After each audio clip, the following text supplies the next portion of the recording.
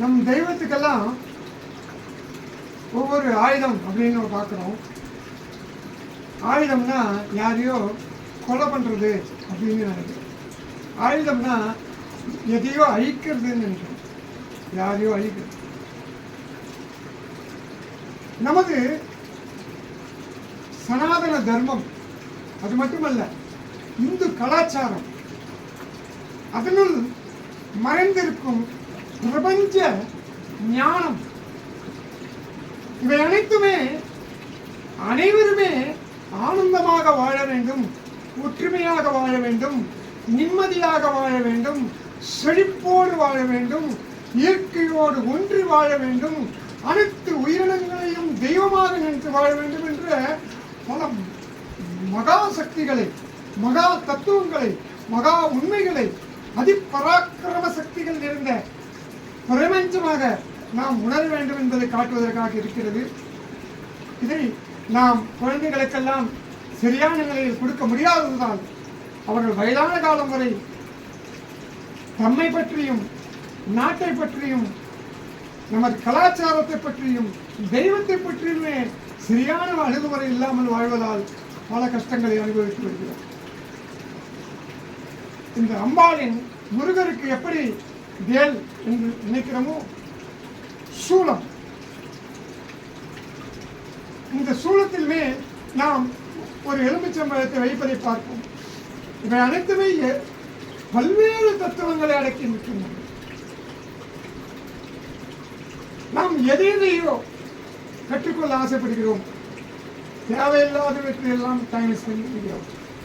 நம்மை பற்றியும் நம்மை காக்கும் தெய்வத்தை பற்றியும் நாம் வாழும் நாட்டை பற்றியுமான மகத்துவங்களை நாம் என்று உணர்கிறோமோ அன்று வாழ்க்கை முழுவதும் மகிழ்ச்சியான வாழ்க்கையிலே வாழக்கூடிய ஒரு நிலை நமக்கு கிடைக்கும்.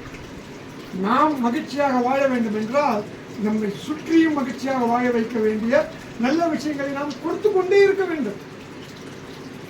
எப்படி இந்த பிரபஞ்சத்திலே ஐம்பூதங்கள் என்பவை தானாகவே, அதாவது இந்த ஆக்சிஜன் இந்த காற்றில் இருப்பதால் தான் உயிர் வாழ்கிறோம். ஒவ்வொன்றும் அதன் வேலையை மகிழ்ச்சியாக ஆனந்தமாக இயற்கையோடு ஒன்று செய்து கொண்டிருக்கின்றன. மனிதன் மட்டும் பாவம் பல காரணங்களால் அவ்வாறு செய்ய முடியாமல் தவிக்கிறான். அதனால் நாம் ஆறு அறிவு என்றால் அனைத்திலுமே சிறந்தவர்களான நாம் அனைத்துக்குமே உதாரணமாக வாழ வேண்டும் என்ற ஒரு மகத்துவ உண்மையை இந்நாளில் இந்த வீடியோ மூலம் நாம் பெற்றுவிட்டால் பிரபஞ்ச சக்தியுமே உங்களோடு வந்துவிடும். தெய்வமே உங்கள் கூடவே வாழும். அப்படி ஒரு நிலையை அனைவரும் இருக்கும் அந்த நிலையை நாம் உணர்ந்து நாம் அவ்வாறு வாழ வேண்டும் என்று சொல்வதற்காக தான் இந்த சூலம். இவள்தான் மகாமாயி விஸ்வரூபிணி. தேவையில்லாததற்கு அவள் கண் வேறு மாதிரி இருக்கும், தேவையானவர்களுக்கு அவள் வேறு மாதிரி இருப்பாள். இப்படிப்பட்ட மகாமாயி விஸ்வரூபிணி நம்மை அன்பாக குழந்தையாக பாவித்து நமக்கு வேண்டிய அனைத்து சக்தியும் கொடுக்க வேண்டும் என்று ஆசைப்படுகிறார். நாம் ஒருவரை பல்வேறு காரணங்களுக்காக எடை போட்டு அவர்களை பெரியவர்கள், அறிவாளிகள், சக்திசாலிகள் என்று நினைக்கிறோம். ஆனால் நமக்கு வாழ்க்கையில் உண்மை புரியவே மாட்டேங்கிறது. ஒரு குழந்தை, அது பணக்கார குழந்தை, ஏழை குழந்தை, படித்த குழந்தை, படிக்காத குழந்தை, வெள்ளை குழந்தை, கருப்பு குழந்தை, முட்டாள் குழந்தை என்றெல்லாமா பார்க்கிறோம். ஒரு குழந்தையை பார்க்கும்போது தெய்வம் என்று கூறுகிறோம். ஏனென்றால் அதற்கு யாரையுமே டிஃபரன்ஷியேட் பண்ண தெரியாது. எதையுமே தைரியமாக பார்க்கும் சக்தி படைத்தது.